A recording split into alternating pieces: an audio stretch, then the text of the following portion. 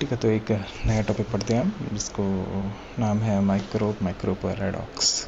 Micro paradox actually क्या बताता है कि जो भी बातें अगर माइक्रो लेवल पर सही हैं, इसका मतलब ये नहीं कि वो मैक्रो लेवल पर भी सही हो।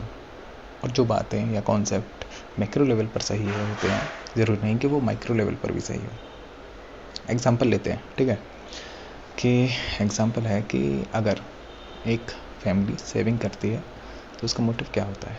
इमरजेंसी सिचुएशन या प्रिकॉशनरी कोई भी समस्या आती है तो वो पैसे जो है ना वो हेल्प करेंगे, है ना।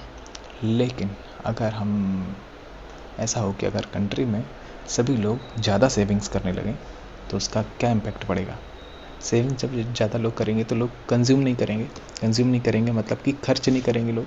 कंजम्पशन मतलब कि एक्सपेंडिचर मतलब कि डिमांड नहीं होगी इकोनॉमी में। डिमांड नहीं होगी इकोनॉमी में तो क्या होगा कि जितना भी है जो कंपनियों ने प्रोडक्ट या माल बनाए हुए हैं वो बिकेंगे नहीं तो क्या होगा, अब वो वहाँ से लोगों को फायर करेंगे, तो जिससे क्या होगा, अनएम्प्लॉयमेंट बढ़ जाएगी। तो अब लोगों के पास जो पैसे हैं वो कम हो जाएंगे, तो पैसे कम हो जाएंगे तो उससे सेविंग्स और कम हो जाएगी।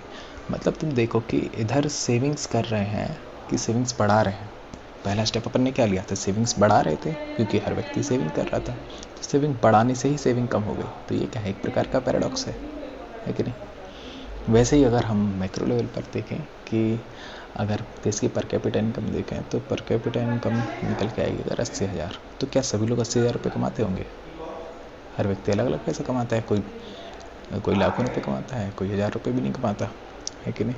तो देयर इज़ अ पैराडॉक्स। जो कॉन्सेप्ट्स मैक्रो लेवल पर सही होंगे ज़रूर नहीं वो माइक्रो पर सही हों, और जो कॉन्सेप्ट्स माइक्रो पर सही होंगे वो ज़रूर नहीं मैक्रो पर भी सही हों। जैसे सेविंग्स माइक्रो में सही है बट मैक्रो लेवल पर वो ख़राब हो जाएगी।